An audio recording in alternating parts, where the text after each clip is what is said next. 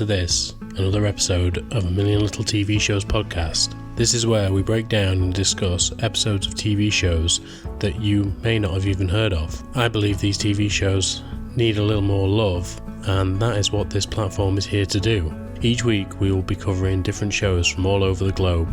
We'll be breaking down each episode, giving you the main highlights, and going through it bit by bit. But for now, I think it's best that we find out what's on the menu today.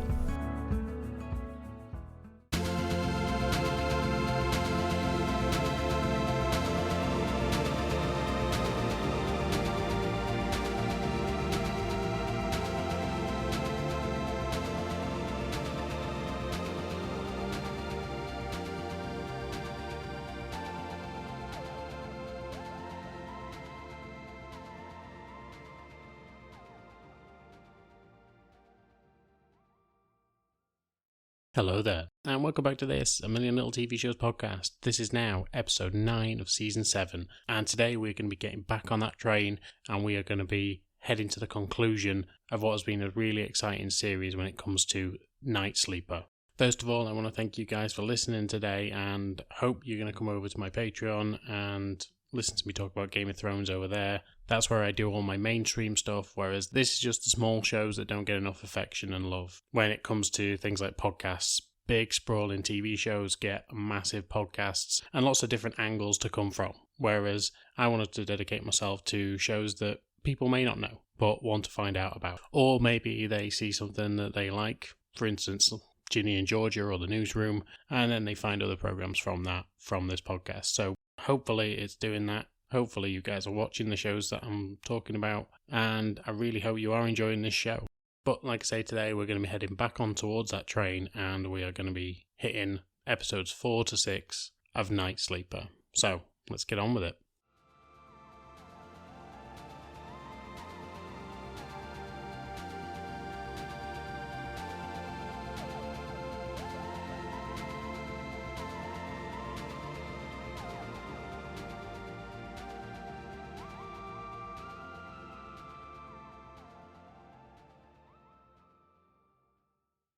So we pick up right where we've left off from, and Joe has to deliver the devastating news that Danny, the rigger, has died. Of course, both the teams in London and the people on the train are devastated by this fact, because this has now gotten out of hand, way too out of hand. As far as the terrorists would be aware, everyone got off of Motherwell, and therefore there should be nobody on that train right now, and it should just be hurtling towards London. However, now that one of the hostages has actually been injured, you've got to imagine that this isn't what they wanted, because they allowed everyone to get off in Motherwell. They could have just took the train from Glasgow and gone on, but they didn't. And now more and more jeopardy is happening, and people's lives are at risk. Joe tells Abby that he's actually been handed a flash drive from the reporter Rachel Lee, who was handed it by the woman who met her before she walked onto the station with her quote-unquote baby. Obviously we know that she was now part of this. And the flash drive that he has, he tells Abby that he's going to be able to connect it and hand it over to her. And so that's what he starts doing. Once they actually get the file though, it's just a single file, 17K. It's nothing. It has a bit of code in it, and they know that they can figure out who this belongs to. But they have to start going over it immediately for any signature elements that will be known to terrorist organisations. Back on the train, however, Joe gets a phone call on the satellite phone, and it's unfortunately from the hospital. Danny, the oil rigger's girlfriend, has actually been in labour and there was complications, but she's come out of it fine. Danny was so going out of his mind that he wanted to get off the train to go and see his wife, but now getting off the train has left both his wife or girlfriend and their baby without a dad or without a husband, because he couldn't wait that extra 5-10 minutes to actually find out the good news that his daughter has been brought into the world. One of the techs manages to find out a key piece of information, and that he believes the code is something to do with the Turanian government, and so he's instructed by Abby to start looking into this. However, when he finds the key elements within it, he decides to go over Abby's head to the director of the GCHQ, because something within it seems very familiar to him. And before he can discuss it any further, he needs to make sure that the director knows what is going on. which Abby starts to recognise throughout the episode as everyone is having little meetings together, and she isn't being informed of any of it, even though she's leading the team. She decides that she actually needs to get intel on what's going on, and puts a little team together that end up hacking the director's emails. While she's looking through the emails, she finds that the director has been contacting pretty much everyone on the team that night and trying to get them to talk about what's going on. But not one of them is Abby, or this small team that she's working with. Back on the train, however, everyone is losing their mind, a bit like what Danny did. They're all blaming each other and yelling at each other and just not working together and not doing what is best for the outcome of this whole event. And so once again, Joe has to be the voice of reason and comes and speaks to them and decides to actually sit down with them and find out more information about them and give more information about himself, because he's struggling to remember who Danny actually is. He can't remember his name because he only mentioned it once, and the night has been such a blur and he's forgot it in the absolute chaos of it all. And so before anything else happens, he wants to know the people that he's actually on the train with, just in case anything else happens. That way, at least everyone has information about everyone. Abby manages to look through some CCTV footage from Motherwell Station and finds that actually there is an issue on the train. Every one of the people on the train is accounted for apart from one mysterious figure. And so she tells Joe that there is someone else on the train and that maybe this is the person that they've been looking for all along. But before he can actually head off, shots ring out and a bullet hole appears in the glass of the train window. Joel heads to the front of the train, but when he gets there, a fire starts. While trying to fight the fire, Joe gets stuck, and it's only due to the fact that everyone else around him has actually started to come together that they come and help him out. They manage to put out the fire, but when Joe actually speaks to Abby, she tells him that it was actually the police that had done it. They were trying to hit the fuel tank so that the fuel would actually bleed out, and that way the train would slow and stop. At the minute, it isn't actually on the overhead lines, and so it would make things easier if they could drain the fuel out of the tank. But all that's ended up doing is causing more trouble than it's worth. And then Joe has to go off and try and find this guy, this other mysterious person on the train. He heads down to where the sleeping quarters were and finds the gun that he had earlier. As he takes it out and tries to go into the cabin where this person is, the person knocks him out of the way, runs past him, and runs towards the back of the train. However, at this point, the other passengers are coming the other way, and a shot rings out, and blood splatters up against one of the windows. At this point, nobody knows what's going on in the cybersecurity division, and especially when police enter the building. They head over to Abby, and Abby is informed that the code that has been found by the tech is actually her code, and so they believe that she has some involvement in this whole thing. And so they're going to have to sit down and question Abby, even though there's just been a fire and someone has just been shot on the train. And so at this point, the chaos is just continuing.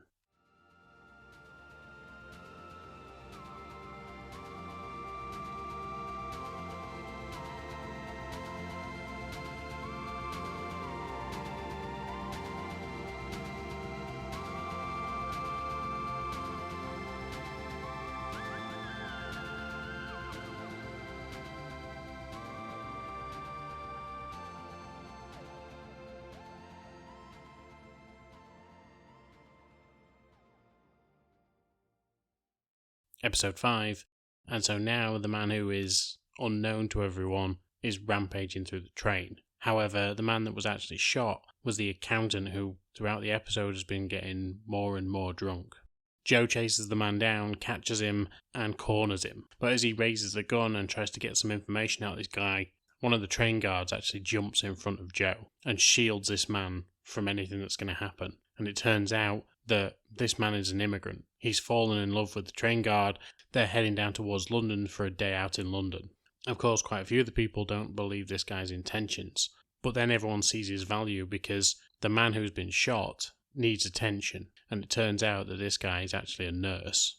And so while Joe is trying to deal with the mess of what's going on and trying to find a solution of how to stop this train, this nurse now starts to attend to the accountant. Fraser, who is actually a retired train driver, decides that it's time to take action. Whoever it is down in London aren't doing what they need to do, and there is a way to actually stop them from going forward. He tells Joe that he needs some heavy equipment and some tools because they can stop their half of the train by uncoupling from the main train, because that is the thing that is speeding them towards the capital. And so if they get free of that, they aren't going anywhere. They're just going to stop or roll to a halt. And so that becomes the action plan. While in London, they're now trying to investigate where this code has come from. And of course, why it's Abby's code and what that code actually is. They show it to Abby, and it turns out this was for a military operation where they were going to take control of a train out in Iran. And so for them to go one step further and take over the whole of Network Rail, it would seem that this might be an inside job and that it might be Abigail who's leading the charge on this. But it makes no sense. Even Abby's telling them that it makes no sense, because why would she be the one that's there leading the charge on this? She'd have just gone on holiday. After a lot of political games within the cybersecurity centre, it turns out the tech who actually told the director about Abby's code is now running the project. However, when he tries to slow the train down because he's managed to get inside the code on this train, every time he does something, it does the opposite thing. So he tries to turn the speed down and the speed goes up. And so instead of going 90, which they were before, they nearly get up to 110 mile an hour.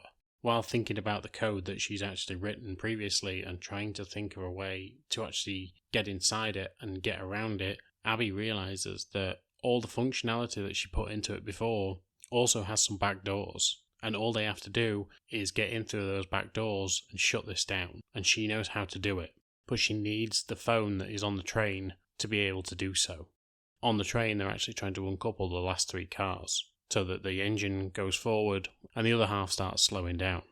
But just as they're looking for a heavy object to actually start uncoupling the train, Fraser realises he's lost something and heads into the front compartments. Eventually, when they start trying to uncouple the train, they then realise that Fraser isn't there. Joe and a few others jump into the first half of the train and go and head after him. However, when they start bringing him back after what looks like a mild heart attack, they find out that the back three cars have actually started to uncouple.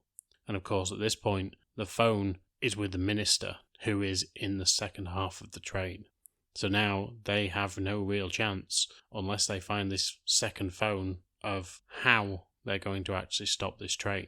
And the train is now getting closer and closer to London.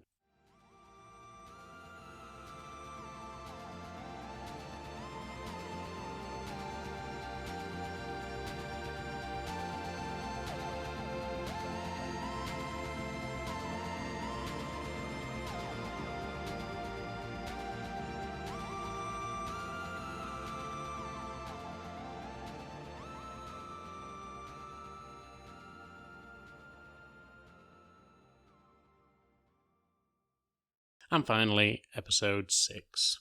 So the second half of the train is approached by police, but as Abby is on the phone to the actual MP, she finds out that half the people are still on the other train. And like I said before, they have no phone, so now they actually need to find a way to get to the people on that train and stop it.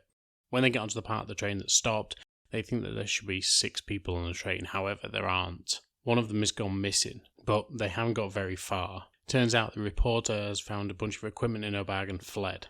However, when she ends up speaking to the police, she tells them that she had nothing to do with the equipment. She just knew that she was going to get into bother over this, and so did the thing that she thought was best, to flee, which doesn't stand to reason, but okay.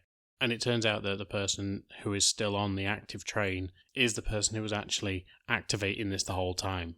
As Joe goes through the carriages, he goes into one of the rooms, the room where the device was, and he finds who the culprit is. It was one of the train staff who was actually going to be let go at the end of the month. And she told them that basically she'd been blackmailed.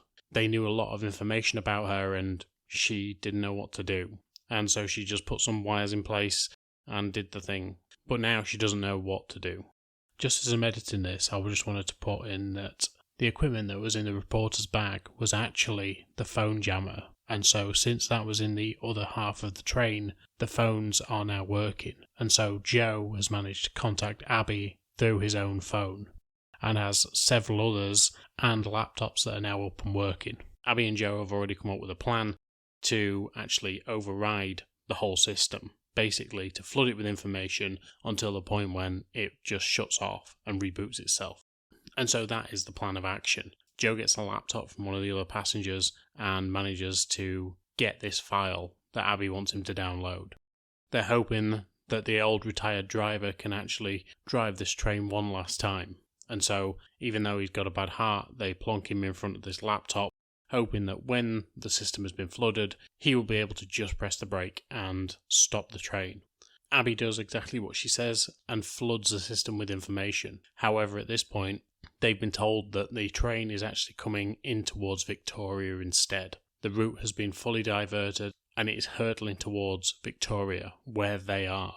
And so now the building has been evacuated and only Abby and a tech are actually stuck behind trying to sort this out. The system gets flooded, and as Joe goes to instruct the driver to stop the train, they find out that he's died. His heart was so bad that he's died there and then through the excitement of it all. And so now they continue on going towards Victoria. Abby knows that there's one last fail-safe and that she has to get back down onto the platform, but time is against her. She gets into the station through the police barricade and runs towards the end of the platform with some equipment in hand. She manages to plug it in and force the automatic brake system on the train. The brakes lock and the train starts to come to a halt just before ploughing right through the station. Everyone gets off and everyone seems okay, other than the old man. Abby gets a call from the tech upstairs and he tells her that he's found the signal. He's found where this actual whole thing started and who it came from, but Abby already knows. He tells her it didn't come from anyone who wanted to attack us externally. This was inside the house. She immediately calls the person. She knows exactly who it is, and she calls Pev, the man she took over his job. She talks to him about what happened, and he said that he'd written his report years ago. He knew this was going to happen, and when it did, it was going to be something much bigger than what he had planned. It was going to be a chemical train. It was going to be something bad. And so, since he knew that this disaster could have been a hell of a lot worse, he managed to control it until he was locked out the system by Abby.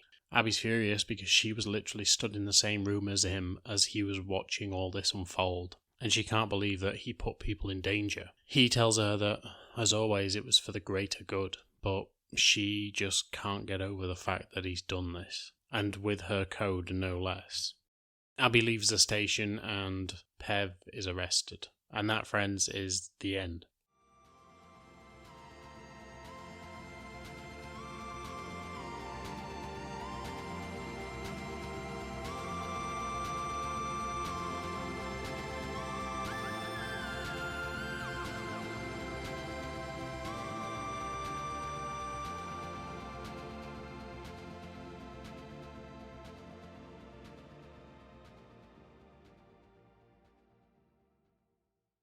Now, this show is really excellent. Like, I've said to you before, I work on the rail and there are terms in this that I know all too well. One of the funniest things about this show is the fact that it was set in Victoria, and that is where I've done actual work before. So, seeing the inside of there when there's no one in there is surreal. At first, when I first saw it, I didn't think it was that particular station, because the plot line is that it's going towards Euston. So I'm thinking that they get into Euston and that's it, but it's not. They actually get into Victoria. And looking at that station, I know the interior inside and out now because I've been there so many times. So watching certain things about the show really hit home. It was really quite interesting. And that's, I think, another reason why I enjoyed the show so much. There are elements of it that are utterly ridiculous, but there's always a certain point where you can see what they're trying to get at with the whole premise. That there are a lot of fallible systems out there that can be hacked easily enough, and all it takes is one really good person to do it. In this case, it was a warning system, but how many times are they just going to be warning systems? So it's a very interesting concept, and I think it was executed really well. But there are some really farcical elements of the whole show. But I suppose that's what's keeping you on the hook at all times. And I've watched it twice through now, and I was hooked both times. When I actually saw the advert for this, when I saw the trailer for this, I was like, I need to watch that because it looks quite interesting. And I suppose that's all I could really ask for when it came to this series. As I spoke about last episode, it's very much in the vein of Speed, the Keanu Reeves film from the 90s. and Sandra Bullock. But yeah, it was just gripping throughout, and you never really knew who it was going to be. I obviously knew the second time who it was, and every time the camera zoomed on that person, you could see the expression on their face. They lingered a little bit more on that character than they did the rest. So you kind of knew who it was in the end. You kind of knew who put the thing on the train in the end, but actually who was the overall mastermind of it was a mystery right up till the end. Now, I'm not one of these people that can just instantly pick out who it was straight away. I like to go through with the storyline. I like to go through with the mystery of it all. Yeah, it keeps me guessing along the way, but I wouldn't have said that it was Pev in the end. But they brought in an actor like the quality of the one that they actually did to play Pev, and it was jarring for me because he seemed to have such a background role. When the final outcome appears, you get why he's in that role. Because everyone else was sort of people who were up and coming or people that you've sort of seen in different little things. I've only seen 3 of the people who were in this cast before, other than this one actor. So really clever, really good, really enjoyed it, but I am done with that series for now. Well, I'm done with that series all over. I hope you enjoyed it. If you did, come give us feedback, because I always need that. And as I've said, the next 4 episodes are going to be concentrating on The Baby, which is a Netflix show, and Northern Lights, which was an Irish-Dutch crossover, and really emotional, really emotional. This one got me just as good as A Million Little Things did, so that's why I want to go through this show again. It was a very recent show. So come join me next time for that, and come join me to talk about The Baby as well, because that is a fun series. But until next time, I'm done, so thank you very much for listening today. I hope you're all doing well out there, and until next time, I will speak to you soon. Bye.